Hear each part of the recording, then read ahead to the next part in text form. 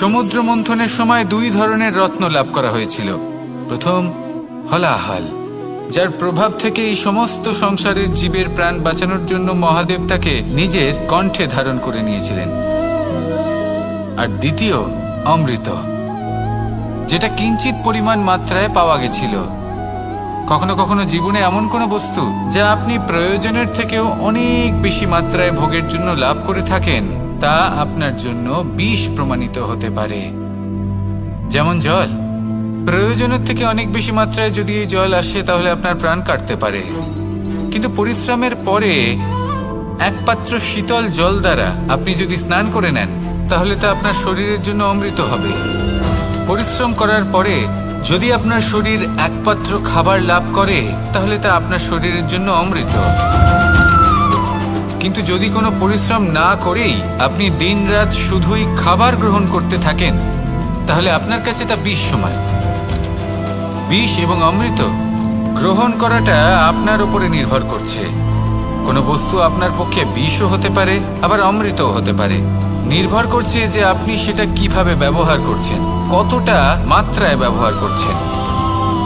আসুন আমার সাথে ভালোবেসে বলুন, রাধা রাধা।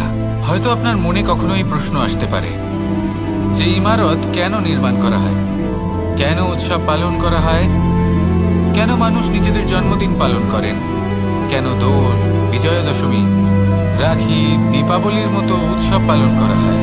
যদি এগুলো পালন না করা হয় তাতে কি যায় আসে?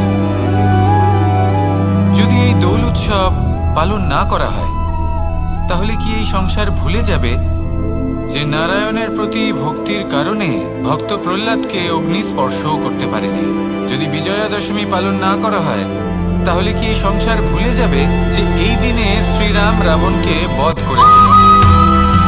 যদি আমরা দীপাবলির এই উৎসব পালন না করি তাহলে কি এই সংসার এটা ভুলে যাবে যে অযোধ্যাতে অমাবস্যার এমন এক রাত এসেছিল যে রাত্রে অযোধ্যা পূর্ণিমার থেকে বেশি উজ্জ্বল হয়ে উঠেছিল?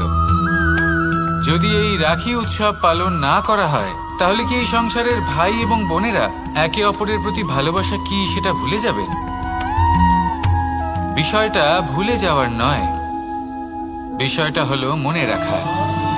যখন জীবনে আমরা কোনো একটা স্থানে পৌঁছই, উপলব্ধিগুলোর উৎসব পালন করি, যাতে সেই মুহূর্তে আমরা সকলের মধ্যে আনন্দ ছড়াই এবং মানুষ সেই মুহূর্তটা মনে রাখে। এই স্মৃতিগুলোই মানুষের মধ্যে বিশ্বাসের জন্ম দেয়। এই বিশ্বাস যে আগামী যেদিন আসছে তাতে আরো আনন্দের সম্ভাবনা রয়েছে। ভালোবাসার এই উৎসব, ভালোবাসার এই পার্বণ, এটা মানুষের মনে বিশ্বাসের জন্ম দেয় যে প্রত্যেক যুগে কেউ না কেউ এসেছে এবং পরবর্তীতেও আসবে।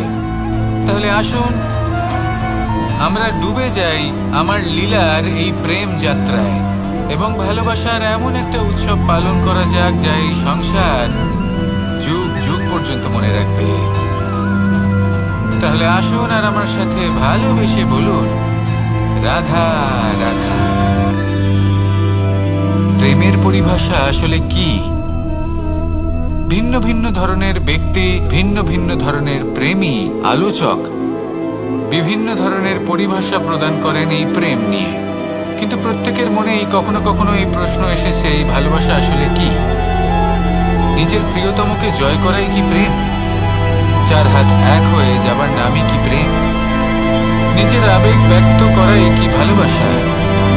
না, প্রেমের অর্থ কাউকে লাভ করা নয়, বরং তার মাঝে বিলীন হয়ে যাওয়া।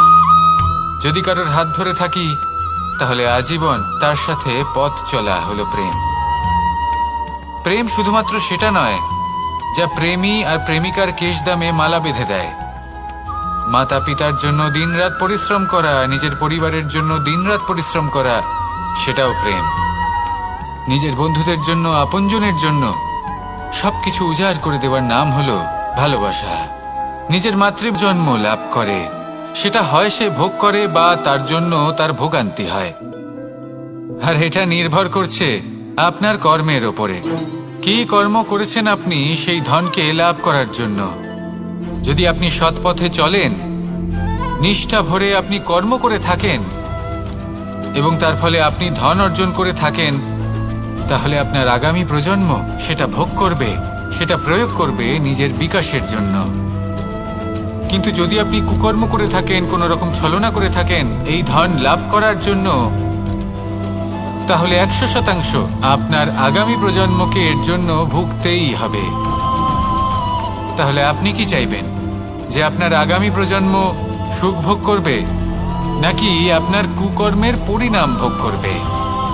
নির্বাচন আপনারই। আসুন আমার সাথে ভালোবেসে বলুন, রাধা রাধা। কর্ণ, সূর্যপুত্র কর্ণ,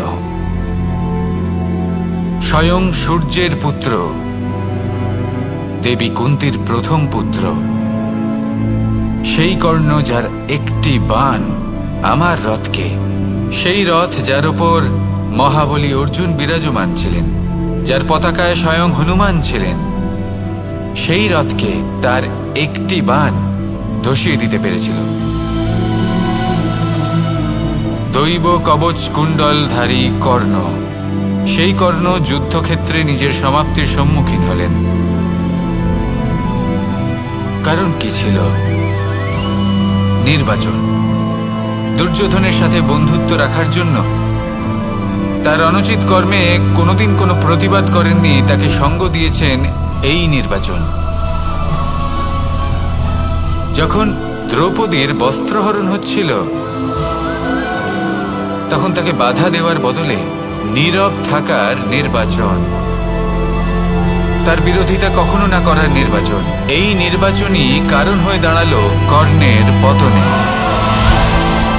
এই সংসারে সবার উপকার আপনি স্বীকার করতে পারেন, তাকে সম্মানও করতে পারেন, কিন্তু তার সামনে এতটাও নত হবেন না যে নিজের অন্তর্মনের কথাটা আপনি শুনতে না পান।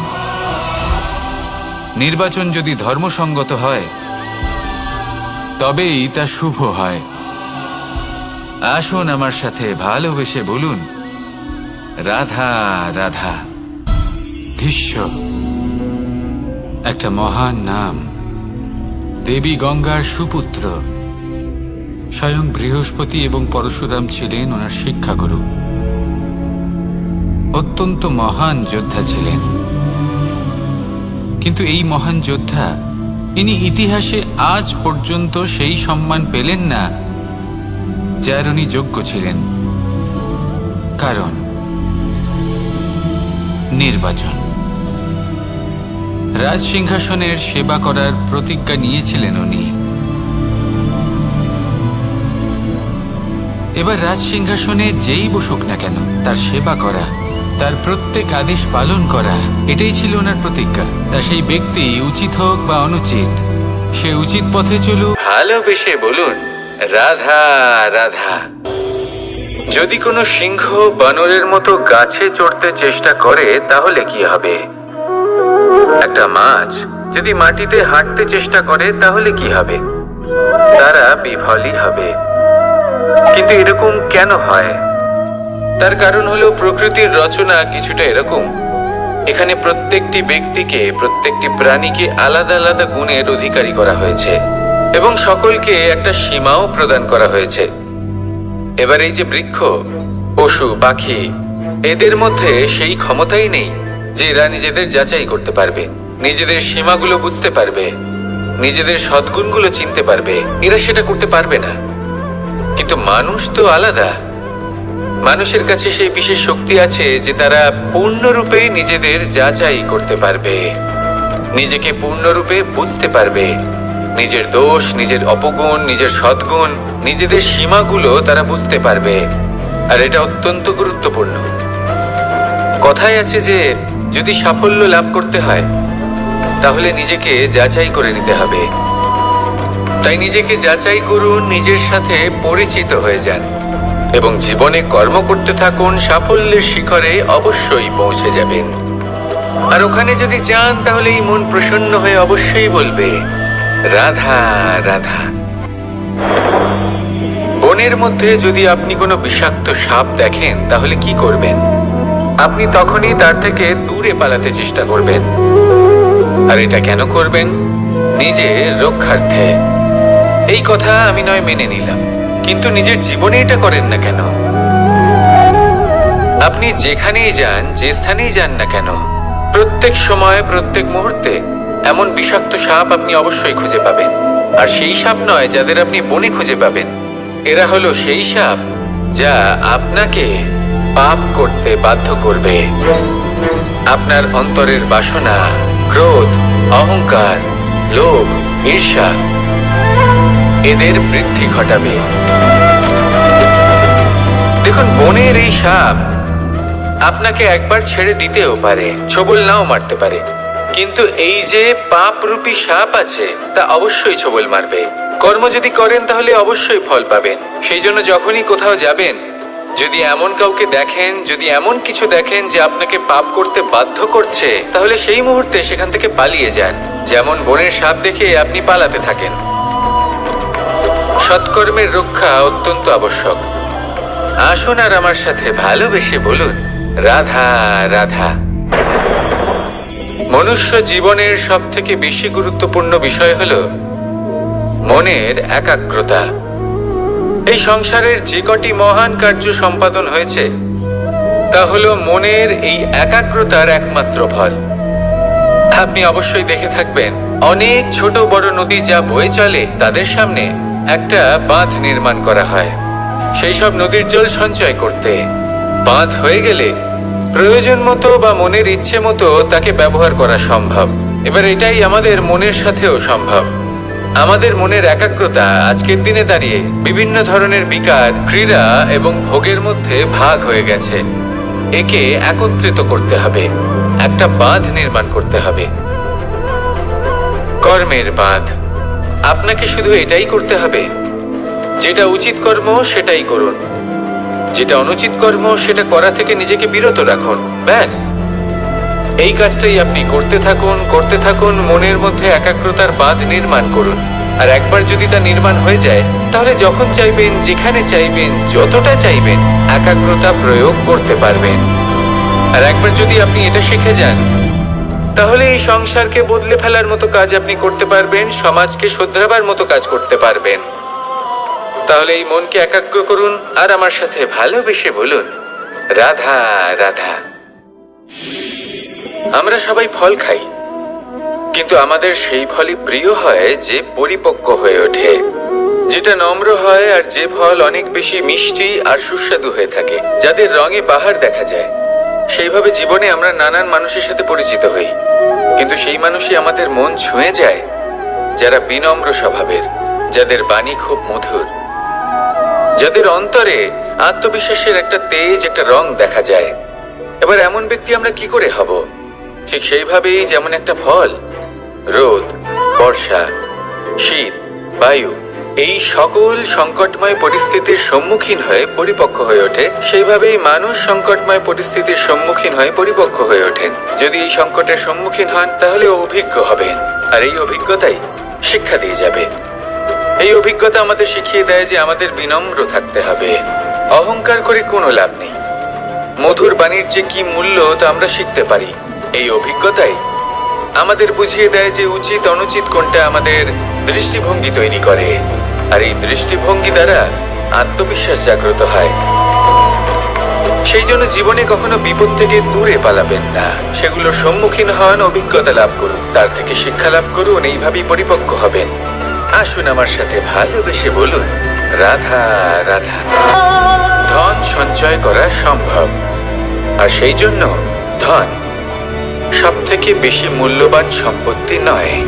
এবার আপনি বলবেন, এ আমি কি বলছি? এই ধন খুব মূল্যবান, আমরা সকলে অর্জন করতে ব্যস্ত। সেটা এই কারণে, কারণ আপনারা জানেন না এই সংসারের সব থেকে বেশি মূল্যবান সম্পত্তি কি। এ হলো সেই সম্পত্তি যা কখনো সঞ্চয় করা সম্ভব নয়। আপনার কাছে যতই ধন থাকুক তা দিয়ে আপনি স্বাস্থ্য লাভ করতে পারেন, বাড়ি কিনতে পারেন, আদি ইত্যাদি, কিন্তু আপনি যতই ধনী হন না কেন, ফেলে আসা দিনের একটা মুহূর্ত আপনি লাভ করতে পারবেন না। এই একটা মুহূর্ত, এই সময়, এটাই হলো সংসারের সব থেকে মূল্যবান সম্পত্তি। একবার চলে গেলে তা কখনোই ফিরে আসে না। আর এই মুহূর্ত যতই চলে যাক না কেন, আমরা স্মৃতির মাধ্যমে সেগুলি যাপন করতে পারি, তার আনন্দ উপভোগ করতে পারি। আর যার সাথে আমরা সময় অতিবাহিত করেছি তার স্মৃতিতে আমরা চিরকাল জীবিত থাকতে পারি। সেই জন্য সময় সব থেকে মূল্যবান সম্পত্তি, তাকে এইভাবে নষ্ট করবেন না। প্রত্যেকটা মুহূর্ত উপভোগ করুন, আনন্দ করুন, আর ভালোবেসে বলুন রাধা রাধা। কনক, কি সুন্দর একটা শব্দ। এর অনেকগুলো রূপ রয়েছে, অনেকগুলো অর্থও রয়েছে। প্রথম অর্থ হলো স্বর্ণ, অর্থাৎ সম্পত্তি। দ্বিতীয় অর্থ ধুতুরা, অর্থাৎ গাছের ছোট একটা বীজ, যা কিনা অত্যন্ত শক্তিশালী হয়। যদি বেশি মাত্রায় এর প্রয়োগ করা হয় তাহলে এটা বিষময় হয়ে উঠতে পারে। এই হলো সেই ধুতুরা যার প্রয়োগ মহাদেবের পুজোতে করা হয়। এবার প্রশ্ন হলো এটাই যে এই স্বর্ণ এবং এই ধুতুরার মধ্যে মিল কি রয়েছে। মিল হলো এটাই যে এই দুটোই মানুষকে মত্ত করে তোলে।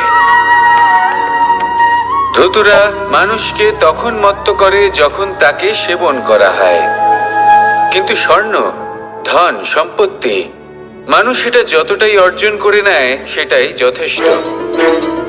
এই স্বর্ণ মানুষের ভাবনা চিন্তা করার ক্ষমতাকে বশ করে ফেলে। মানুষ সম্পত্তির লোভে মত্ত হয়ে ওঠে, কারণ যে যত চমৎকারী, যতটা অমূল্য হয় তাকে সামলানো কিন্তু ততটাই কঠিন, তাই না? তাই মনে রাখবেন, ধন, স্বর্ণ, সম্পত্তি এগুলো ধুতুরার থেকেও অনেক বেশি বিষাক্ত হতে পারে। তাই এর ওপর আত্মসংযমের একটা কবচ পরিয়ে রাখবেন এবং বিবেকের শক্তির সাথে এগুলো প্রয়োগ করুন, তবেই কল্যাণ হবে। আসুন আমার সাথে ভালোবেসে বলুন রাধা রাধা। মানুষের জীবনে তিনটি গুণ অত্যন্ত প্রয়োজনীয়: শ্রদ্ধা, বিনম্রতা, যোগ্যতা। যদি জ্ঞান লাভ করতে চান তাহলে শ্রদ্ধার প্রয়োজন, যদি মান লাভ করতে চান তাহলে স্বভাবে বিনম্র হওয়া প্রয়োজন, আর যদি মনোবাঞ্ছিত স্থান লাভ করতে চান তাহলে যোগ্যতার প্রয়োজন। বিষয়টা সহজ। শ্রদ্ধা আপনাকে জ্ঞান দেবে, নম্রতা আপনাকে মান, আর যোগ্যতা উচিত স্থান দেবে। কিন্তু যদি আপনি এই তিনটি গুণ সম্মিলিত করেন তাহলে এমন কিছু লাভ করবেন যা এই সব কিছুর থেকে অনেক ঊর্ধ্বে। সম্মান। আর এ হলো সেই সম্মান যা প্রত্যেক মানুষের নিজের জীবনে লাভ করতে চেষ্টা করা উচিত, কারণ এই হলো সেই সম্মান যার কারণে আপনি চলে যাওয়ার পরেও এই সংসার আপনাকে ভালোবাসবে আর মনে রাখবে। আসুন আমার সাথে ভালোবেসে বলুন রাধা রাধা। জীবনে গতি অত্যন্ত গুরুত্বপূর্ণ, মতিও হলো গুরুত্বপূর্ণ, এবং তার থেকেও বেশি গুরুত্বপূর্ণ হলো সংগতি। একটা জলের ফোঁটা, তার মধ্যে গতি থাকে, প্রকৃতির মধ্যে তা লাভ করার ইচ্ছে নিহিত থাকে, কিন্তু এই যে সংগতি তা নির্ধারিত করে যে এই জলের ফোঁটা ঝিনুকের মুখে পড়ে মুক্ততে পরিণত হবে নাকি বিষাক্ত সাপের মুখে পড়ে বিষে পরিণত হবে। এবার দেখুন, এই জঞ্জাল স্বর্ণকারের দোকানের সামনেও থাকে এবং জঞ্জাল একজন ব্যবসাদারের দোকানেও থাকে, কিন্তু জঞ্জাল যা স্বর্ণকারের দোকানে থাকে তা ব্যবসাদারের দোকানের জঞ্জালের থেকে অনেক বেশি মূল্যবান, কারণ তার মধ্যে সোনার কণার সঙ্গতি থাকে। সেই জন্য জীবনে সঙ্গতির উপর বিশেষ গুরুত্ব দেবেন। যেমন সঙ্গতি তেমনই আপনি হবেন। আসুন আমার সাথে ভালোবেসে বলুন রাধা রাধা। প্রত্যেক প্রাণী ভালোভাবে জীবন যাপন করতে চান, এটা তাদের স্বভাবে আছে এবং ভাবাটা অনুচিত নয়। কিন্তু একটা ভালো জীবনের গুরুত্বপূর্ণ অংশ কোনটা? বসবাসের স্থান, সেই স্থান যেখানে আমরা জীবন অতিবাহিত করি। এবার মানুষ ভাবতে পারেন যে একটা ভালো বাসস্থানের অর্থ কি? সেই স্থান যেখানে সহজে জল পাওয়া যায়, যেখানে শুদ্ধ বায়ু পাওয়া যায়, যেখানে আনাজ উৎপন্ন হয়। এটা জীবনযাপনের জন্য পর্যাপ্ত বটে, কিন্তু ভালো জীবন যাপনের জন্য আরো একটা কথা আপনাকে বুঝতে হবে। সাধু, জ্ঞানী, পণ্ডিত ব্যক্তি, এই সকল মহাপুরুষ, এনাদের যে বাসস্থান তা অত্যন্ত বিশেষ হয়। এখানে এক ধরনের বিশেষ ইতিবাচক শক্তি থাকে, এমন একটা স্থান যেখানে দেবতারাও বিচরণ করেন। জীবন আমরা সবাই যাপন করি, কিন্তু জীবনের উদ্দেশ্য শুধুমাত্র জীবন যাপন করা নয়। জীবনের উদ্দেশ্য হলো মুক্তি লাভ করা। আর এই সকল সাধু, জ্ঞানী, পণ্ডিত ব্যক্তি, এই সকল মহাপুরুষ আপনাকে মুক্তির পথে নিয়ে যেতে পারেন। কারণ এরা হলেন সেই মহাপুরুষ যারা নিজেদের অন্তরের বিকার, অহংকার, ক্রোধ, বিদ্বেষ এই সকল দোষগুলিকে ত্যাগ করেছেন, এদের উপর বিজয় লাভ করেছেন। এমনই একজন ব্যক্তি আপনাকে মুক্তির পথে নিয়ে যেতে পারে। প্রয়োজন হলো শুধুই এনাদের চিনতে পারা, এদের কথা বুঝতে পারা এবং এদের দেখানো পথে চলা। যদি আপনি এটা করতে পারেন, তাহলে এই মন প্রফুল্ল হয়ে বলবে, রাধা রাধা। আমি এখানে একা এই বনে বসে আছি, বাঁশি বাজাচ্ছি। কার জন্য? কে আছেন এখানে? কেউ নেই। আমার প্রজা, আমার রাজ্য, আমার পরিবার আমার থেকে অনেক দূরে আছেন। আমি এখানে একা এই বনে বসে এই আকাশের এই রঙের, গাছের এই সব ফলের, মাটির সুবাসের আনন্দ উপভোগ করছি। কেন? আমি হলাম দ্বারকাধীশ। এমন কি রাজকীয় বা ভৌতিক সুখ রয়েছে যে আমি ওখানে পেতে পারি না? সবকিছুই পেতে পারি, তাও এখানে বনে একা বসে আছি। কোন সুখ খুঁজে চলেছি? একা থাকার সুখ। আমরা প্রত্যেকদিন অনেক মানুষের সাথে, চিন্তাধারার সাথে, কর্মের সাথে, পরিস্থিতির সাথে, সুখ দুঃখের দ্বারা বেষ্টিত থাকি। জীবনের এই চক্রে আমরা জড়িয়ে পড়তে থাকি। যতই আমরা এই সমস্যার সমাধান করি, আমরা ততই এতে জড়িয়ে পড়ি। আমরা এতটাই জড়িয়ে পড়ি যে যখন আমরা আয়নায় নিজেদের দেখি, তখন আমরা নিজেদের চিনতেই পারি না। এমন মনে হয় যেন আমরা নিজেদের হারিয়ে ফেলেছি। সেই জন্য প্রত্যেক দিন আপনি কিছু সময় নিজের সাথে কাটান একান্তে। এটা অত্যন্ত আবশ্যক। নিজের অস্তিত্বের গভীরে গিয়ে দেখতে শিখুন, নিজেকে বুঝুন। অদ্ভুত শান্তির অনুভূতি হবে। যেমন এই বায়ু, এই বৃক্ষ, এই পুষ্প, এই নিসর্গ, এদের মতো আপনিও কখনো একলা হতে শিখুন। কখনো নিসর্গের একটা অংশ হয়ে দেখুন। এই মন প্রসন্ন হয়ে বলবে, রাধা রাধা। ওমাই কি, আমি কখন থেকে এখানে অপেক্ষা করছি, হাত পেতে দাঁড়িয়ে রয়েছি যাতে একটা ফল আমার হাতে এসে পড়ে এবং সেটা আমি খেতে পারি। কখন থেকে অপেক্ষা করছি, কিন্তু সেটা হচ্ছেই না। এবার আপনি বলবেন যে এসব কি বলছি, এ কি অদ্ভুত কথা বলছি। যদি ফল খেতে হয় তাহলে আমাকে বৃক্ষে চড়তে হবে, ফলের কাছে পৌঁছতে হবে, তবেই তো ফল পাবো।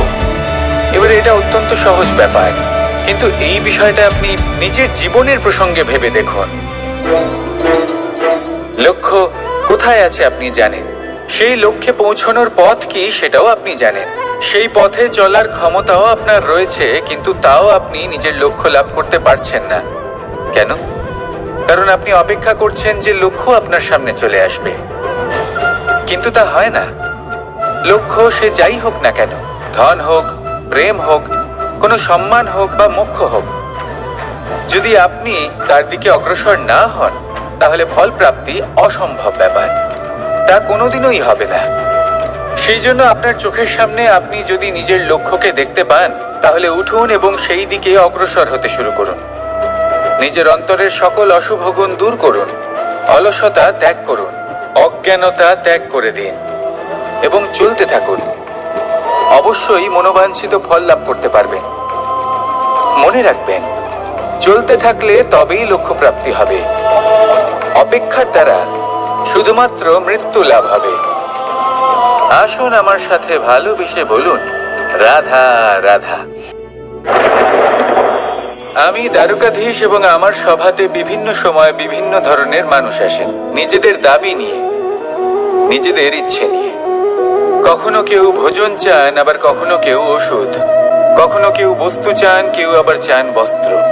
কারোর জ্ঞান চাই, কারোর ধন চাই, আবার কারোর বাসস্থান। অনেক সময় আমি এই অনুরোধ, এই ইচ্ছে পূর্ণ করি না। এবার আপনি এটা ভাবতেই পারেন যে কৃষ্ণ তো তাহলে লোভী, ওর কাছে তো সবকিছুই রয়েছে, তারপরেও সে নিজের প্রজার ইচ্ছে পূর্ণ করে না, তাদের সমস্যাগুলি বুঝতে পারে না, তাদের সুখ স্বাচ্ছন্দ্য প্রদান করে না। আসল সত্য হলো এটাই যে কোনো সবল ব্যক্তি, যে কোনো গৃহস্থ ব্যক্তি যে কাজ করতে সক্ষম, তার পরিশ্রম দ্বারাই নিজের প্রয়োজনগুলি এবং ইচ্ছেগুলি পূরণ করা উচিত। এটা অত্যন্ত প্রয়োজনীয়। আর এগুলো তিনি করতে পারেন শিল্প, ব্যবসা, আচরণ অথবা জ্ঞানের ভিত্তিতে। এই পথে চলতে হবে, পরিশ্রম করতে হবে, তবেই সে কিছু অর্জন করতে পারবে। এবার এমন কোনো ব্যক্তি যার এই সব কিছুতে কোনো রুচি নেই, যে কিছুই করতে চায় না, সে কিছুই অর্জন করতে পারবে না। এবার এরকম কোনো ব্যক্তিকে যদি আমি কোনো বস্তু প্রদান করি, তাহলে কি হবে? সে পরাধীন হয়ে যাবে, আর সেটা উচিত হবে না। তাহলে কি করা উচিত? তাকে পথ দেখানো, তাকে বোঝাতে হবে যে কোন পথে চলে তুমি নিজের লক্ষ্য প্রাপ্ত করতে পারবে। শিল্প, জ্ঞান, আচরণ এবং ব্যবসা, এই পথে কিভাবে চলে সেটা শেখাতে হবে। আর আমি সেটাই করি। তার ফলে কি হয়? ব্যক্তি স্বাধীন হয়ে যায়। সংসারে সে যা চাইবে তাই প্রাপ্ত করতে পারবে, কখনো কারোর থেকে কিছু চাইবার প্রয়োজন পড়বেই না। এই কথাটা সবসময় মনে রাখবেন। যখনই দান করবেন তা ভাবনা চিন্তা করে এমন ভাবে দান করবেন যাতে সামনের ব্যক্তি স্বাধীন হতে পারে, পরাধীন নয়। আসুন আমার সাথে ভালোবেসে বলুন রাধা রাধা করতে শিখুন।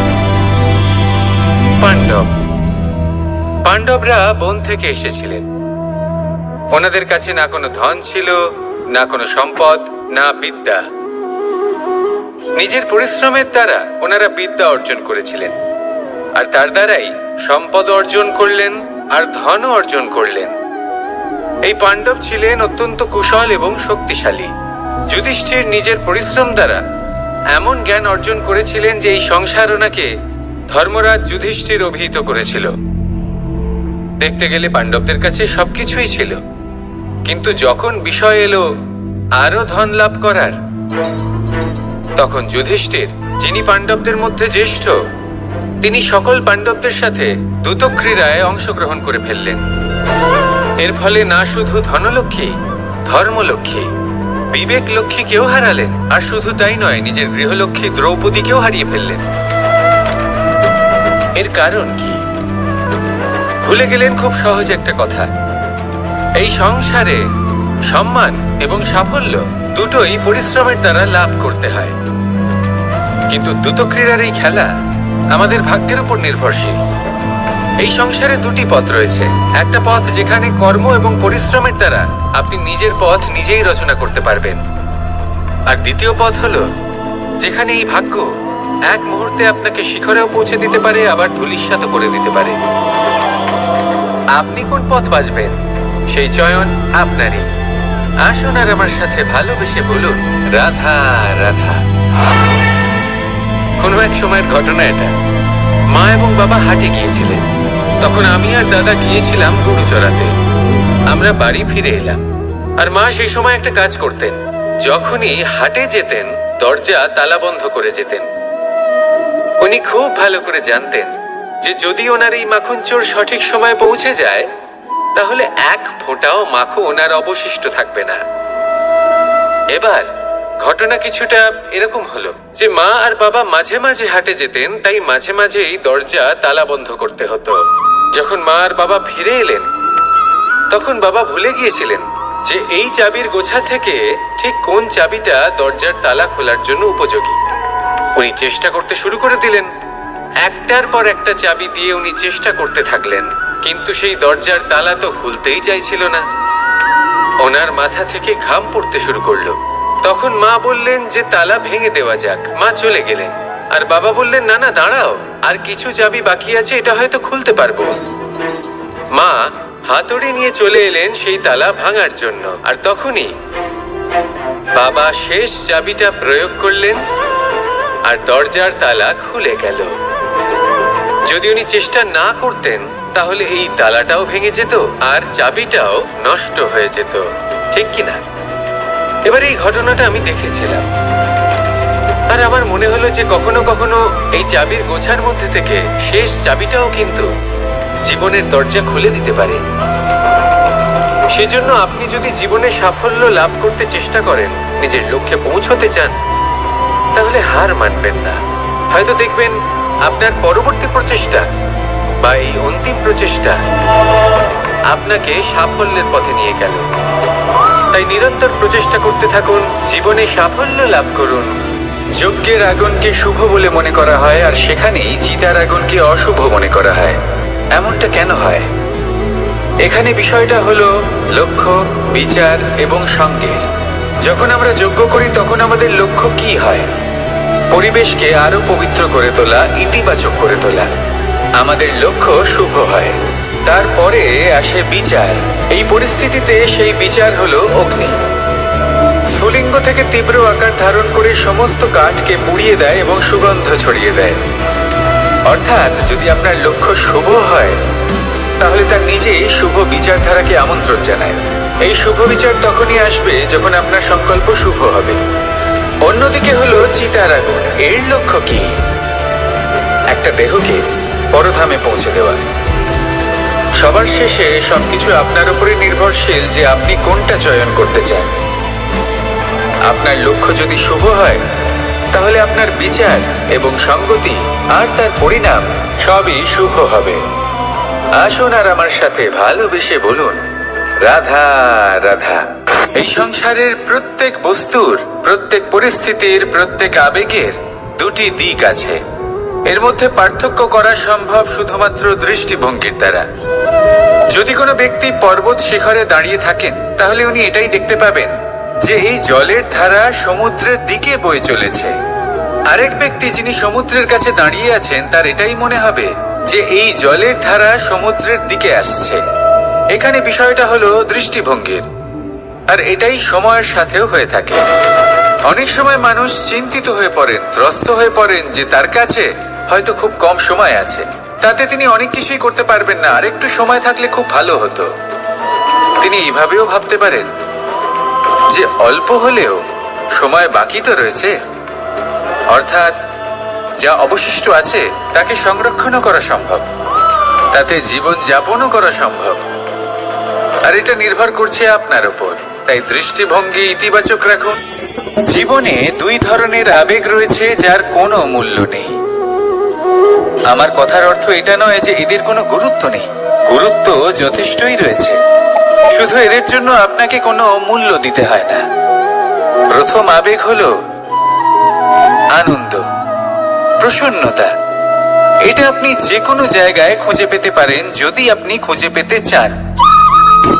আপনি কোনো পুষ্পের সৌন্দর্য দেখে প্রসন্ন হতে পারেন। বায়ুর কারণে যখন একটি বৃক্ষ শিহরিত হয় সেটা দেখে আপনি প্রসন্ন হতে পারেন।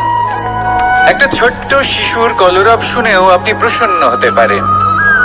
একটা ক্রন্দনরত বালককে হাসিয়ে আপনি প্রসন্ন হতে পারেন। সবকিছু আপনার উপর নির্ভরশীল। সেখানে আরেকটি আবেগ হলো দুশ্চিন্তা। মানুষ বড়ই দুশ্চিন্তা করতে থাকে। আজ আমি এই কাজ করেছি, সেই বিষয়ে চিন্তা। আজ আমি এই কাজ করতে পারিনি, সেই বিষয়ে চিন্তা। কাল আমাকে এই কাজ করতে হবে, সেই নিয়ে চিন্তা। আমি কি সেই কাজটা করতে পারবো, সেই বিষয়েও দুশ্চিন্তা। চিন্তা সর্বত্র রয়েছে, যার জন্য মূল্য দিতে হয় না। যত চান আপনি একত্রিত করতে পারেন।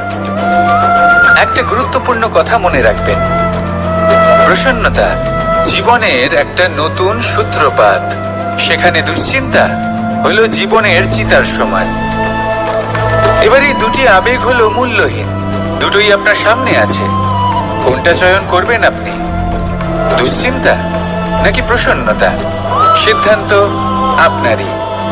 আসুন আর আমার সাথে ভালোবেসে বলুন, রাধা রাধা। ধন, সম্পত্তি, এগুলো আসলে কি? এগুলো শুধু সেই মূল্য যার দ্বারা আমরা কোনো কিছু অর্জন করতে পারি। এবার এই ধনের দ্বারা এই সংসারে অনেক কিছু লাভ করা সম্ভব, কিন্তু সেই সব কিছুই শুধুমাত্র ভৌতিক বস্তুই হবে, ভৌতিক সামগ্রী, ভৌতিক সুবিধা। অর্থাৎ আপনার কাছে যতই ধন থাকুক, তা আপনাকে শান্তির ঘুম এনে দিতে পারবে না, আপনাকে জীবনের বাস্তব সুখের অনুভূতি লাভ করাতে পারবে না, কারণ এগুলো ভৌতিক ধন। এই ভৌতিক বস্তুই অর্জন করাতে সক্ষম। বাস্তবিক ধন কি? যদি এই প্রশ্ন আপনার মনে আসে, তাহলে তার উত্তর আমি আপনাকে দেব একটা উদাহরণের মাধ্যমে। কখনো আপনি শুনে থাকবেন যে একজন পিতা আজীবন অনিষ্ট করেন, অনর্থ করেন, খারাপ কাজ করেন শুধু ধন অর্জনের জন্য। তিনি ভাবেন যে আমি ধন অর্জন করব আর নিজের সন্তানকে একটা উজ্জ্বল ভবিষ্যৎ প্রদান করব, একটা সুখ স্বাচ্ছন্দ্যময় জীবন দান করব। এবার সন্তান যখন জন্ম লাভ করে, তখন সে ভাগ্যের জোরে সেই ধন ভোগ করে। যেরকম সে পায়, সেরকমই তার ব্যবহার সে করে। কখনো আপনি এটাও দেখে থাকবেন যে সেই সন্তান সমস্ত ধন নষ্ট করে ফেলে, আর সেই পিতা যিনি সমস্ত ধন সঞ্চয় করেছেন, যিনি সেই ধনের প্রভু, আজ সেই ধনের প্রহরী হয়ে রয়েছেন। এবার এরকম কেন হয়? এরকম তখনই হয় যখন সেই পিতা বুঝতেই পারেন না যে তার জীবনের আসল ধন কি। সেই আসল ধন তার সন্তানকে সে দিতেই পারে না। যদি পিতা তার সন্তানকে কর্মের জ্ঞান দিতে পারেন, উচিত কোনটা অনুচিত কোনটা সেই শিক্ষা দিতে পারেন, সংস্কারের প্রকৃত শিক্ষা দিতে পারেন, তবে সেটা ধনের থেকে অনেক বেশি গুরুত্বপূর্ণ। এটাই হলো জীবনের বাস্তব ধন। আপনি সেই কথা তো অবশ্যই শুনে থাকবেন, কুসন্তান হলে ধন সঞ্চয় করে কি হবে, সুসন্তান হলে ধন সঞ্চয় করে কি হবে। সন্তান যদি কুপুত্র হয় তাহলে সব নষ্ট করে ফেলবে, আর সন্তান যদি সুপুত্র হয় তাহলে ধন থাকুক না থাকুক, সে নিজেই কর্মের পথে অগ্রসর হয়ে ধন অর্জন করবে আর নিজের জন্য এক উজ্জ্বল ভবিষ্যৎ করে তুলবে। তাই সন্তানকে সম্পদ দেওয়ার আগে কর্মের জ্ঞান দান করুন, সুশিক্ষা দিন, কারণ এটাই হলো জীবনের প্রকৃত ধন। আসুন আর আমার সাথে ভালোবেসে বলুন, রাধা রাধা। একবার একটা শেয়াল বনে বিচরণ করছিল। ও একটা ছোট্ট শাবক দেখতে পেল। ও ভাবলো, আজ একেই আমি খাবার হিসেবে গ্রহণ করব। আশেপাশে দেখলো কেউ দেখছে না তো, কেউ ছিল না, আর সেই শাবকের উপর আক্রমণ করলো, যা হলো একটা ঘোর অপরাধ। বনের নিয়ম অনুসারে আপনি কখনোই শাবকের উপর আক্রমণ করতে পারেন না। তারপর এই খবরটা যখন রাজা সিংহ জানতে পারলেন, সভার আয়োজন করলেন। কিন্তু সেখানে শেয়াল বলল, আমি তো এরকম কিছু করিনি। কিন্তু যদি আপনি এরকম বলেন, কোনো প্রমাণ দিন, এর কোনো সাক্ষী আছে? তখন রাজা সিংহ পেঁচাকে ডেকে পাঠালেন, যে সেই মুহূর্তে বৃক্ষের শাখার উপর বসেছিল, সে সব কিছু দেখেছিল। পেঁচা সব সত্যি কথা বলল, আর শেয়ালকে মৃত্যুদণ্ড দেয়া হলো। এবার এই কাহিনী আমি আপনাকে কেন শোনালাম? কারণ মানুষও কখনো কখনো এরকম কর্ম করেন যা শিয়াল করেছে। এটা ভাবেন কেউ দেখছে না, যখন আমি অনুচিত কর্ম করতেই পারি। কিন্তু না, আপনি যাই করুন না কেন, কেউ না কেউ অবশ্যই তা দেখছে।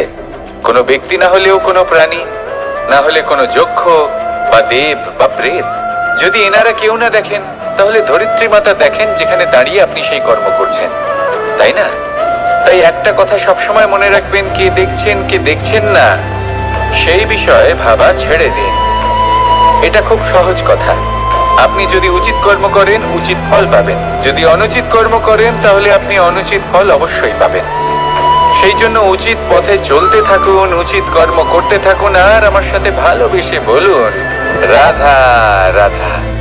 আমরা সবাই জীবনে নিজের জন্য সবচেয়ে ভালোটাই চাই, সবচেয়ে ভালো সুবিধে পেতে চাই, সবচেয়ে বেশি সম্মান পেতে চাই। কিন্তু সবার পক্ষে এইসব পাওয়া কি সম্ভব? হ্যাঁ, নিশ্চয়ই। শুধু একমাত্র বাধা সময়। আমাদের জীবনের কোনো স্থায়িত্ব নেই। তাই যদি সময়ের সদ্ব্যবহার করেন, তাহলে একটু সুবিধে হতে পারে। এবারে দেখুন, যাদের সবসময় স্বপ্ন দেখতে ভালো লাগে, তার জন্য রাত্রি কম পড়ে যায়। আর যারা স্বপ্ন পূরণ করতে চান তাদের জন্য দিন কম পড়ে যায়। যারা সম্মান পেতে চান তাদের জন্য সব সময় পরোপকার কম পড়ে যায়। আর যারা জ্ঞান অর্জন করতে চান তাদের জন্য মনোসংযোগ। জীবনে যদি নিজের লক্ষ্যে পৌঁছতে চান তবে সময়ের বিভাজন আপনাকে ঠিক করতেই হবে। মনে রাখবেন, রাধা রাধা। লোকে বলে জীবনে মেলামেশা করা অত্যন্ত আবশ্যক। এতে সম্পর্কের আধারও হয়, আবার ব্যবসাও চলে। কিন্তু সবচেয়ে বেশি গুরুত্বপূর্ণ হলো ব্যবহার। তাই এই বিষয়ে ভাবুন, আপনার জীবনে কি আপনার সাথে মেলামেশা করবে তা নিশ্চিত করে সময়। আপনি আপনার জীবনে কার সাথে মেলামেশা করবেন তা নিশ্চিত করবে আপনার হৃদয়। আপনি যাদের সাথে মিশছেন তাদের হৃদয়ে আপনি কতক্ষণ থাকবেন তা নিশ্চিত করবে আপনার ব্যবহার। নিজের ব্যবহার ভালো রাখুন, সব ভালোই হবে। রাধা রাধা। এই ফুল দেখতে পাচ্ছেন আপনি? এটা সেই ফুল যার জীবন এই ডালে শুরু হয়েছিল। দর্শকদের চোখে প্রশংসা দেখল সে, মধুর লোভে মৌমাছিরা এলো, আর তারপর ডাল থেকে ভেঙে নিচে পড়ে গেল সে। কেন?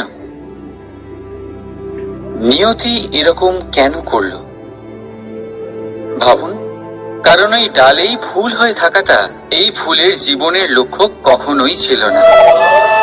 এবার এই ফুল হয় দেবতাদের সজ্জায় ব্যবহৃত হবে, নয় কোনো কন্যার গয়নায় গাঁথা হবে, আর নয় কারোর প্রেম প্রদর্শনের মাধ্যম হবে। দেখুন, জীবনে নিজের লক্ষ্যে পৌঁছতে হলে যাত্রাকে ভয় পেলে চলবে না। নিজের অস্তিত্ব তৈরি করতে হলে তাদের ছায়া থেকে আপনাদের দূরে যেতেই হবে যারা আপনাকে অস্তিত্ব প্রদান করেছেন। এটাই জীবনের নিরন্তর সত্য। রাধা রাধা। আমাদের সকলের জীবনে কখনো না কখনো পাথর দ্বারা আঘাত লাগেই, আর এই সংসারও আমাদের ওপরে কখনো না কখনো পাথর বর্ষণ করে। কখনো আমাদের খারাপ ভেবে, আর কখনো আমাদের অসফল ভেবে, কখনো আমাদের বুদ্ধিহীন ভেবে। কারণ অনেক আছে, কিন্তু এই পাথর দ্বারা আমরা আঘাত পাবো কি পাবো না তা সম্পূর্ণ আমাদের হাতে। হয় আপনি এই পাথরের আঘাত পেয়ে চোখের জলে ডুবে থাকতে পারেন, আর নয়তো যদি আপনি চান তাহলে এই পাথর দিয়ে সেতু বানিয়ে সকল সমস্যার সাগর অতিক্রম করতে পারেন। সিদ্ধান্ত আপনার।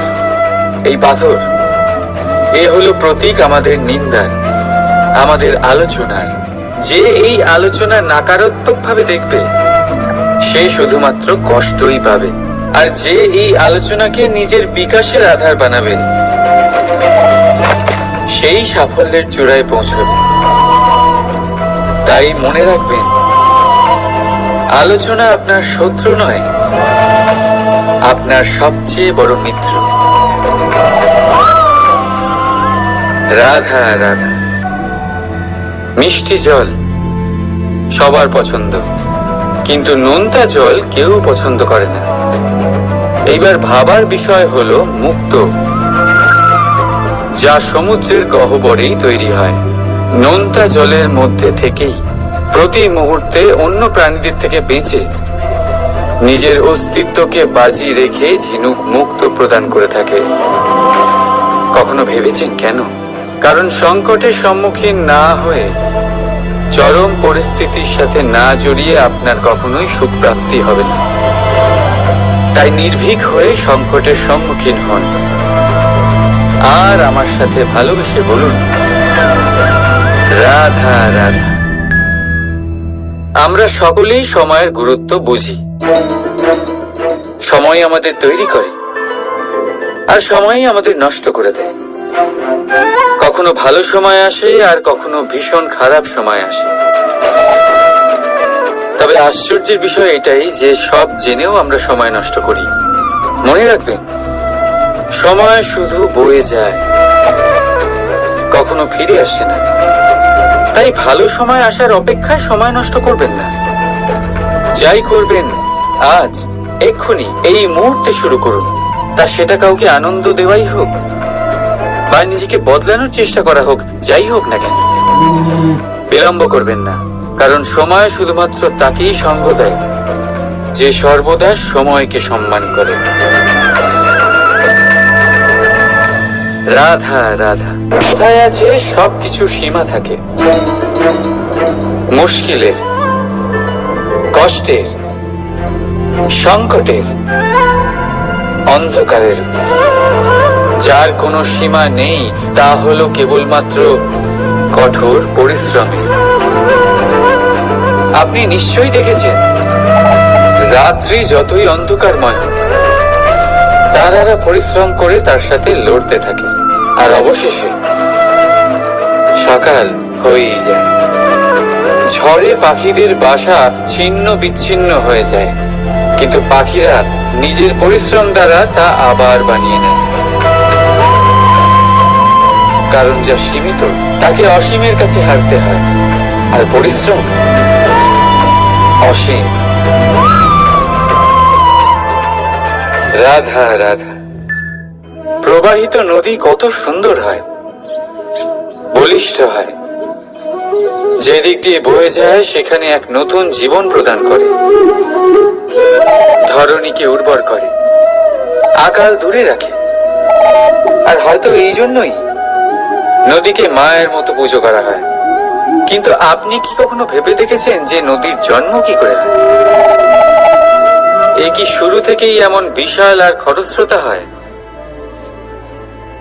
না, বৃষ্টির ছোট ছোট ফোঁটা একসাথে সম্মিলিত হয়ে এক সূক্ষ্ম ধারা তৈরি করে, আর সেই ধারাগুলি পর্বতের বরফ কেটে তাদেরকে গলিয়ে জলপ্রপাত হয়ে ঝরে পড়ে পাথরের সাথে ধাক্কা খেয়ে তারপরেই সে নদী হয়ে ওঠে।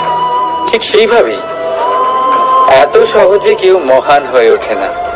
ছোট ছোট চেষ্টা মিলে এক বিশাল ব্যক্তিত্ব তৈরি করে।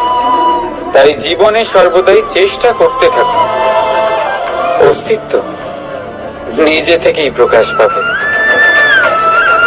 রাধা রাধা। কখনো কখনো আমরা নিজের মা বাবার ওপর কতটা রেগে যাই, মনে করি ওনাদের মন আমাদের দিকেই নেই। আমরা ভাবি ওনাদের কাছে আমাদের কোনো অস্তিত্বই নেই, আর তাই আমরা রেগে যাই। কিন্তু আপনি কি কখনো এমন অনুভব করেছেন যে আমাদের চোখ দিয়ে আমরা আমাদের নাক কখনো দেখতেই পাই না, কারণ তা চোখের ভীষণই কাছে থাকে, দুই চোখের মাঝখানে। কিন্তু যখন কেউ মুখে আঘাত করে, হাত সর্বপ্রথম নাককেই সুরক্ষিত করার চেষ্টা করে। মাতা পিতাও অনেকটা এরকমই হয়। আপনার ভালোর জন্য, আপনার সুরক্ষার জন্য তারা সবসময় তৈরি। তাই তাদের প্রেমকে কখনো সন্দেহ করবেন না। আবশ্যক নয় তাদের প্রেম আপনি সবসময় স্পষ্টভাবে দেখতে পাবেন, কারণ এই এক এমন প্রেম যা সর্বদাই আপনার সাথে ঢাল হয়ে আপনার রক্ষা করতে থাকবে। রাধা রাধা। বাবুল গাছ কত বিশাল আকার হয়, পিপুল গাছও বিশাল আকার হয়। কিন্তু আপনি কি কখনো ভেবে দেখেছেন যে কেন বাবুল গাছ কেটে তা ব্যবহার করা হয়, আর কেনই বা পিপুল গাছকে পুজো করা হয়?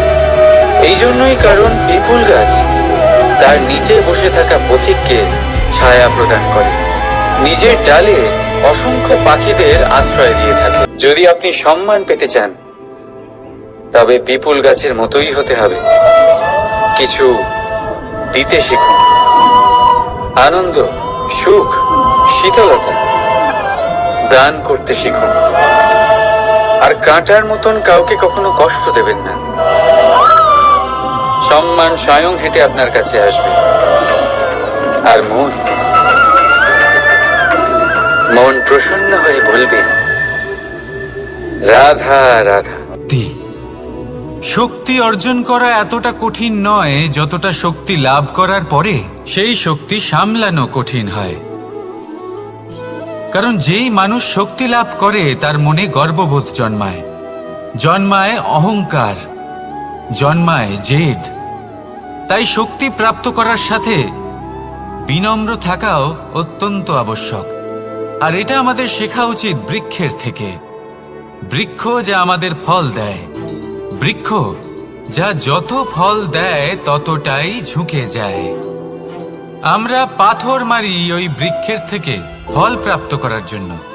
সেই পাথরের মার সহ্য করেও বৃক্ষ আমাদের ফল দেয়। কোনো গর্ববোধ নেই, কোনো অহংকার বোধ নেই, আর সেই জন্য এই বৃক্ষের পুজো করা হয়। এটাই হলো মাহাত্ম্য শক্তির সাথে বিনম্রতার। যদি এই শক্তি সৃজন করে থাকে, সাহায্য করে থাকে, সম্বল হয়ে থাকে, তবেই সেই শক্তি উপযুক্ত। আর নয়তো সেই শক্তি একদিন আপনাকে আসক্ত অবশ্যই করবে। তাহলে শক্তি অবশ্যই অর্জন করুন, কিন্তু তার সাথে সেই শক্তি সামলানোর মতো বিবেকও আপনাকে অবশ্যই জাগ্রত করতে হবে। তাহলে আসুন আমার সাথে ভালোবেসে বলুন, রাধা রাধা।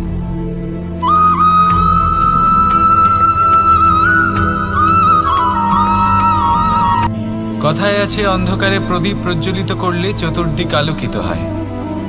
কিন্তু যদি এই প্রদীপ আমি সূর্যের আলোর সম্মুখে সকালবেলায় প্রজ্বলিত করে রেখে দিই, তাহলে কি হবে?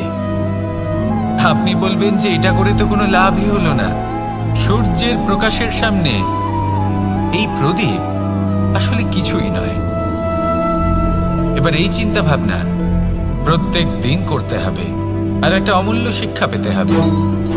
মনে করুন যে আপনি মহাপুরুষের সামনে বসে আছেন, কোনো মহাজ্ঞানীর সামনে। তাহলে সেই ব্যক্তির সামনে নিজের জ্ঞানের প্রদীপ প্রজ্বলিত করবেন না, নীরব থাকুন, আর সেই ব্যক্তির সূর্যের প্রকাশের মতো জ্ঞান প্রাপ্ত করুন। যতটা পারবেন জ্ঞান লাভ করুন। যদি এমন কোনো সময়, এমন কোনো স্থানে আপনি আছেন যেখানে চতুর্দিক অন্ধকার, কারোর কাছেই জ্ঞান নেই, সেখানে নিজের জ্ঞানের প্রদীপ প্রজ্বলিত করুন। এমন করলে দুদিক থেকেই আপনার লাভ হবে। আপনার জ্ঞান প্রাপ্তিও হবে, আর জ্ঞানের সঠিক প্রয়োগও করতে পারবেন। আর এই মন প্রসন্ন হয়ে বলবে, রাধা রাধা।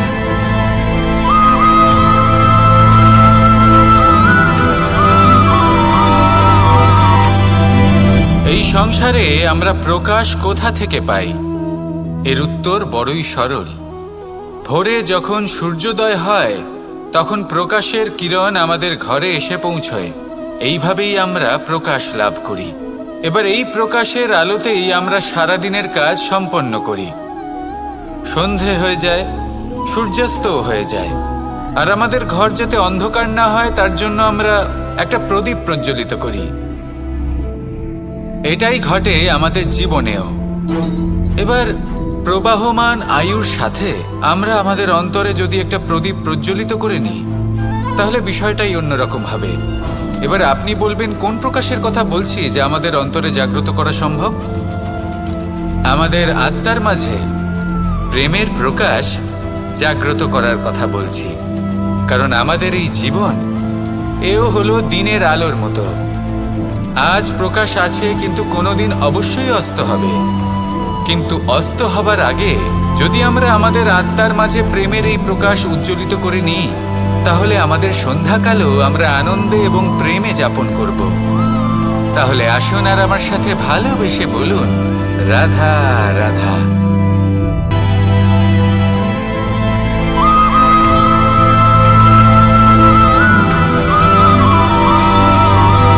কথায় আছে যে এমন কোনো অক্ষর নেই যার দ্বারা কোনো মন্ত্র হয় না। এমন কোনো বনস্পতি নেই যা নিজেই একটা ঔষধি নয়। পৃথিবীর এমন কোনো ব্যক্তি নেই যার মধ্যে কোনো যোগ্যতা থাকে না। শুধু প্রয়োজন হলো যে ব্যক্তিকে আমরা খুঁজে চলেছি তাকে সঠিকভাবে চিনে নেওয়া। যদি তার যোগ্যতা, তার বিশেষত্ব আমরা বুঝতেই না পারি, তাহলে আর লাভ কি রইল? এই যদি কোনো নিষ্ঠুর কঠিন পাথরে বারংবার জড়িয়ে দেওয়া হয়, তাহলেও তাকেও কাটতে পারে, নিজের ছাপ ছেড়ে যেতে পারে, সেটার আকারও বদলে ফেলতে পারে। এবার এর কারণ কি? এর কারণ হলো অভ্যাস আর নিরন্তর প্রচেষ্টা। যদি আপনিও চেষ্টা করেন আর নিরন্তর কর্ম করে যান, তাহলে আপনার প্রারব্ধ পাথরের মতো কঠিনই হোক না কেন, তাতে ভাঙন ধরিয়েও আপনি নিজের লক্ষ্যে অবশ্যই পৌঁছতে পারবেন। একটা গুরুত্বপূর্ণ কথা মনে রাখবেন, সুকর্মের অভ্যাস আর নিরন্তর প্রয়াস এই হলো সাফল্যের মন্ত্র। তাহলে জীবনে এই মন্ত্র আনুন আর আমার সাথে ভালোবেসে বলুন, রাধা রাধা।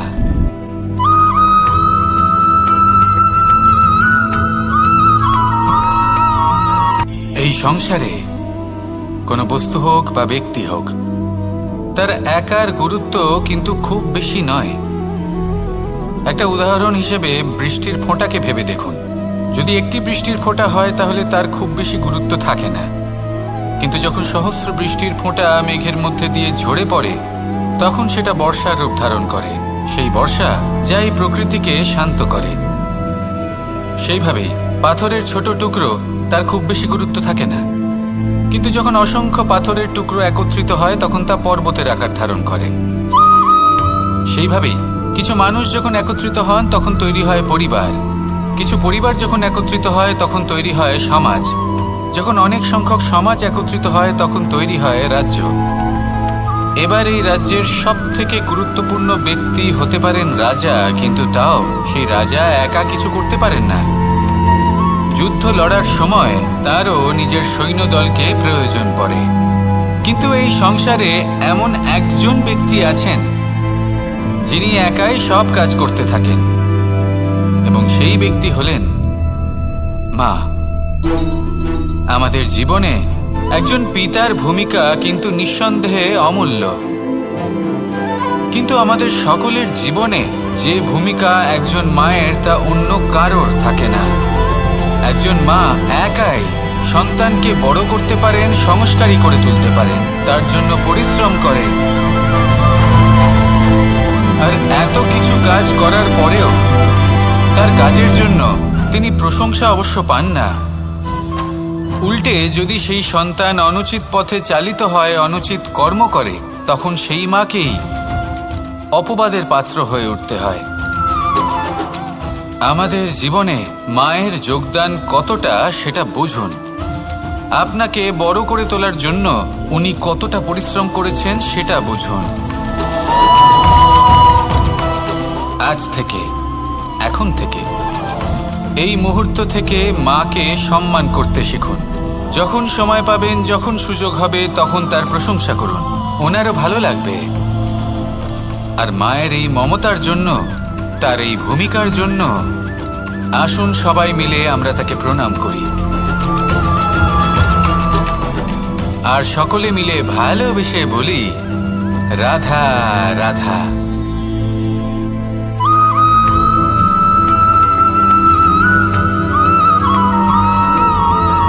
আপনি কখনো কোনো বাজকে নিজের বাসা বানাতে দেখেছেন? এই বাজ যখনই কোনো বাসা বানায় তখন উঁচু গাছের ডালে বা কোনো পর্বতের শিখরে বাসা বানায়, অনেক উচ্চতায়, আর সেখানে তার সন্তানও জন্মগ্রহণ করে। যখন এই সন্তানেরা জন্মায় তখন এই বাজ খুবই ভালোবেসে এবং খুব সাবধানে এদের পালন পোষণ করে। নিজের ঠোঁট দিয়ে তাদের ঠোঁটে খাবার পরিবেশন করে। কিন্তু যেই সেই সন্তানেরা হৃষ্টপুষ্ট হয়ে যায় এবং সেই কথা বাজ নিজে বুঝতে পেরে যায়, সেই বাজ নিজেই সেই বাসা ছিন্ন ভিন্ন করে দেয়। সেই সন্তান যাদের সবেমাত্র ডানা গজিয়েছে, কিভাবে উড়তে হয় তারা জানে না, সেই সন্তানগুলিকে উচ্চতা থেকে ঠেলে দেয়। সেই সন্তান প্রথমে ভয়ভীত হয়ে যায়। তারা সামনে মৃত্যুকে দেখতে পেয়ে ভয়ের কারণে তাদের ডানা ঝাপটাতে থাকে, আর সেই প্রক্রিয়াতেই সেই সন্তানগুলি উড়তে শুরু করে দেয়।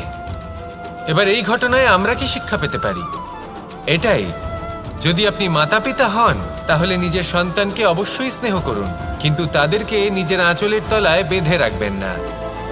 যদি আপনি চান আপনার সন্তান জীবনে উন্নতি করুক, তাহলে নিজের মুঠো থেকে তাদের স্বতন্ত্র করে দিন, এই সংসারে সংঘর্ষ করতে দিন। সেই সন্তান নিজেই বুঝতে পারবে যে জন্মের সময় পাওয়া ডানা কি করে ব্যবহার করতে হয়।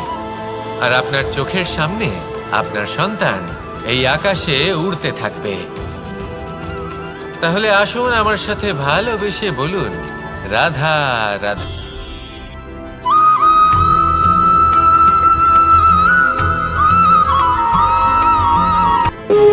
যখন মানুষের মৃত্যু হয় তখন কি হয়?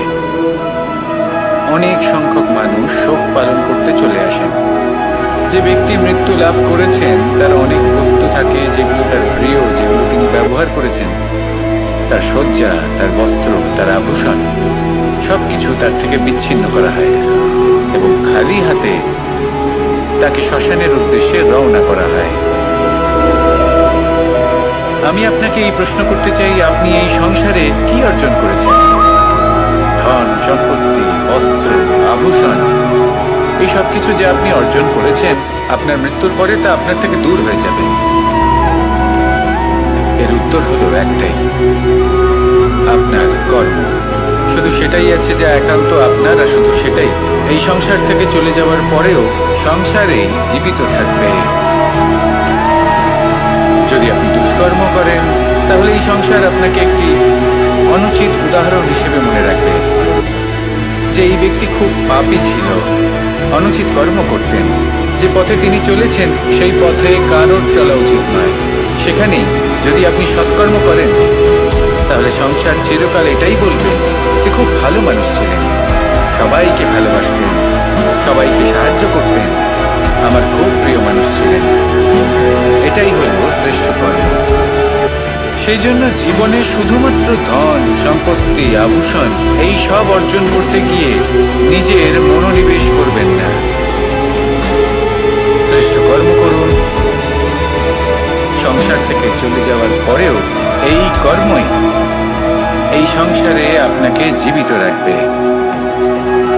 আসুন আমার সাথে ভালোবেসে বলুন, রাধা রাধা।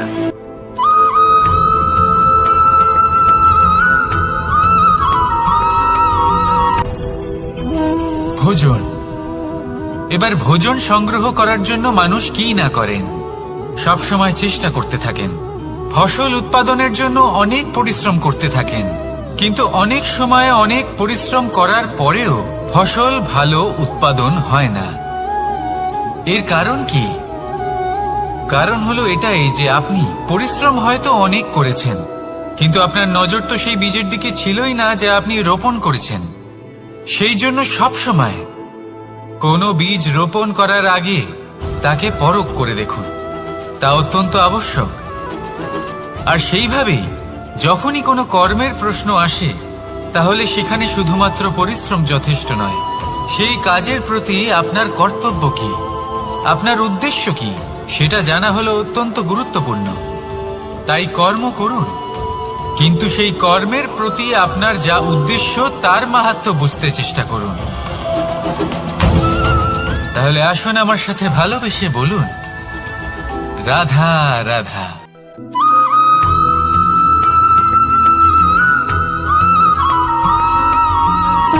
সুখ, দুঃখ এবং শক্তি, এই তিন হলো এই সংসারের ত্রিদেবের মতো। আমাদের জীবনে যা কিছু ঘটছে এই তিনটির ভিত্তির উপরেই হচ্ছে। আসলে এই সংসারের একটা নিয়ম আছে, যখনই আপনি কিছু লাভ করেন এই সংসার আপনার পরীক্ষা নেয়। এটা জানার জন্য আপনার পরীক্ষা নেয় যে আপনি যা কিছুই লাভ করেছেন আপনি কি আদৌ সেটার যোগ্য কিনা। ঠিক সেইভাবেই এই সুখ, দুঃখ এবং শক্তি আপনার পরীক্ষা নিয়ে থাকে। যখন সুখ আসে তখন সে আপনার পরীক্ষা নেয় যে আপনার মধ্যে অহংবোধ জাগ্রত হয়নি তো। যদি অহংবোধ চলে আসে তাহলে সুখ সেখানেই সঙ্গ ত্যাগ করে। দুঃখ আপনার ধৈর্যের পরীক্ষা নিতে থাকে, আর যদি আপনার মধ্যে ধৈর্য না থাকে তাহলে এটা আপনাকে আরো বেশি দুঃখের গভীর অন্ধকারে ঠেলে দেবে। সেখানে শক্তি পরীক্ষা নেয় আপনার বিনম্রতার।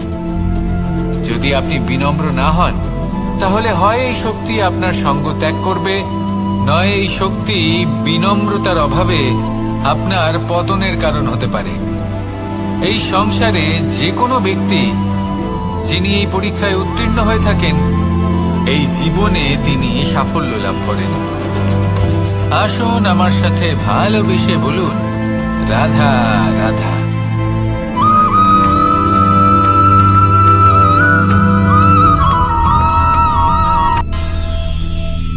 আমরা সবাই সূর্যকে সম্মান কেন করি? কারণ আমরা জানি যে সন্ধেবেলা যখন সূর্যাস্ত হবে তখন শুধুমাত্র অন্ধকার বাকি থাকবে। ঠিক কিছুটা এরকমই হয় আমাদের মাতা পিতাও, যিনি আমাদের জন্ম দেন, আমাদের ভরণ পোষণ করেন, আমাদের বড় করেন, আমাদের প্রেম প্রদান করেন। কখনো কখনো তাদের মুখ থেকে কটু কথা নিঃসৃত হয়, আমাদের দুঃখ হয়, কিন্তু তখন আমাদের এটা বোঝা উচিত এগুলি নিঃসৃত হচ্ছে আমাদেরই মঙ্গলের জন্য। যেমন সূর্যদেব, উনিও উত্তাপ দিয়ে থাকেন আমাদেরই মঙ্গলের জন্য, যাতে ফসল পাকতে পারে, যাতে জল বাষ্প হয়ে মেঘ হতে পারে, বৃষ্টি হতে পারে, আর এই সংসারে নিরন্তর জলের প্রবাহ থাকে। আমাদের মাতা পিতা, তাদের কঠোর আচরণ, তাদের কঠোর অনুশাসনের পেছনে লুকিয়ে থাকে ওনাদের ভালোবাসা। আমাদের তা বুঝতে হবে, সসম্মানে ওনাদের গ্রহণ করতে হবে। কারণ ঠিক সূর্যাস্তের পরে যেমন চতুর্দিক অন্ধকারচ্ছন্ন হয়ে যায়, তেমনি আমাদের জীবন থেকে যখন আমাদের মাতা পিতা চলে যায় তখন আমাদের জীবনেও শুধু এবং শুধুমাত্র অন্ধকারই ছেয়ে থাকে। সেই জন্য নিজের মাতা পিতাকে সম্মান করুন, ওনাদের ভালোবাসা প্রদান করুন। এই মন আর এই জীবন প্রসন্ন হয়ে বলবে, রাধা রাধা।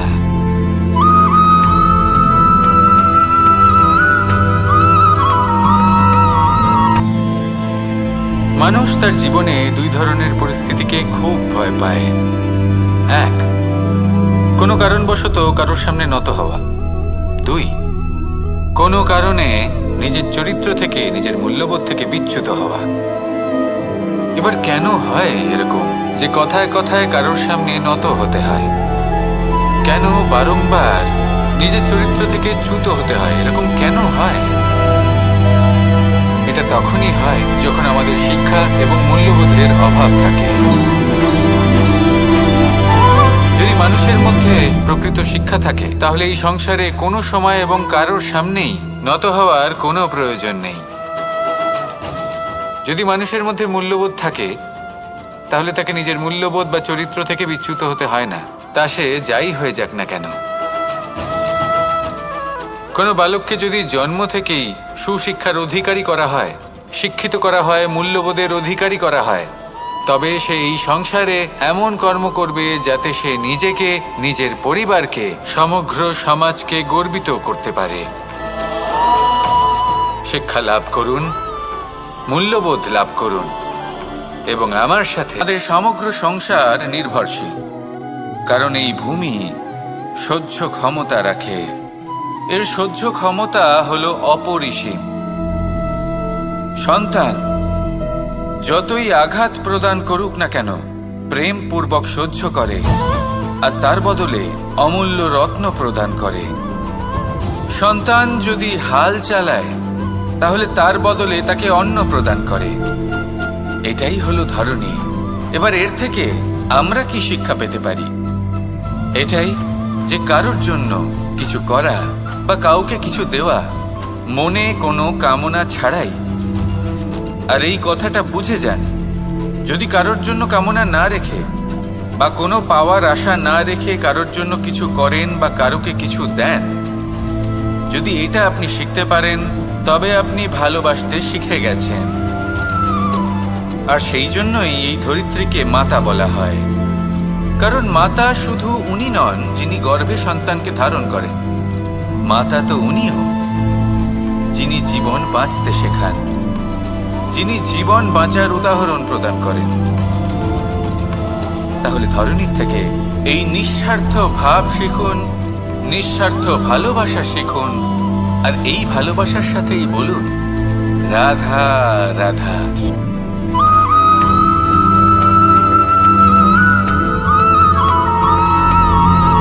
এই সংসারে কোনো বস্তু হোক বা ব্যক্তি হোক, তার একার গুরুত্ব কিন্তু খুব বেশি নয়। একটা উদাহরণ হিসেবে বৃষ্টির ফোঁটাকে ভেবে দেখুন। যদি একটি বৃষ্টির ফোঁটা হয় তাহলে তার খুব বেশি গুরুত্ব থাকে না, কিন্তু যখন সহস্র বৃষ্টির ফোঁটা মেঘের মধ্যে দিয়ে ঝরে পড়ে তখন সেটা বর্ষার রূপ ধারণ করে। সেই বর্ষা যা এই প্রকৃতিকে শান্ত করে। সেইভাবেই পাথরের ছোট টুকরো তার খুব বেশি গুরুত্ব থাকে না, কিন্তু যখন অসংখ্য পাথরের টুকরো একত্রিত হয় তখন তা পর্বতের আকার ধারণ করে। সেইভাবেই কিছু মানুষ যখন একত্রিত হন তখন তৈরি হয় পরিবার, কিছু পরিবার যখন একত্রিত হয় তখন তৈরি হয় সমাজ, যখন অনেক সংখ্যক সমাজ একত্রিত হয় তখন তৈরি হয় রাজ্য।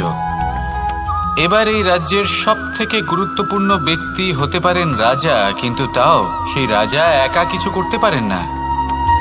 যুদ্ধ লড়ার সময় তারও নিজের সৈন্যদলকে প্রয়োজন পড়ে।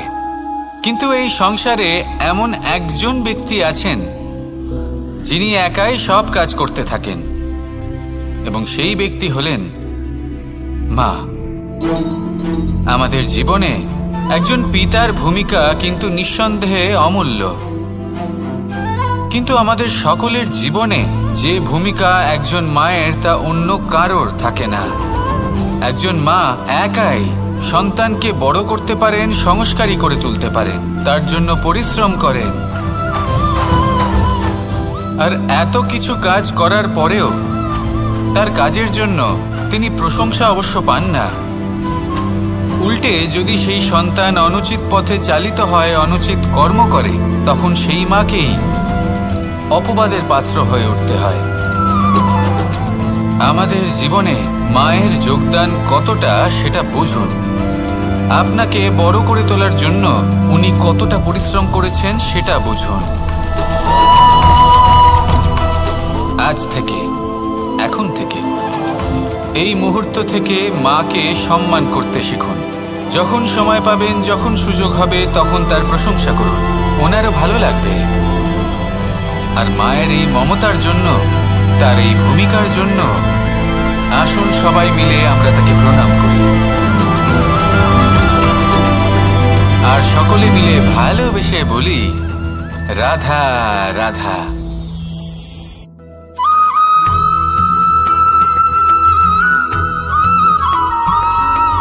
মানুষের একটি সমস্যা আছে যে মানুষ সাফল্যকে মাপতে থাকেন, লক্ষ্যপ্রাপ্তিকে মাপতে থাকেন এবং তার তুলনা করতে থাকেন যে ও এত কিছু পেল আর আমি পেলাম না,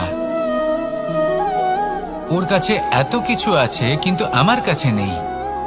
এই তুলনা করার জন্য ওনারা দুঃখী হয়ে পড়েন, নিরাশ হয়ে পড়েন। আরো শ্রেষ্ঠ করে তুলুন।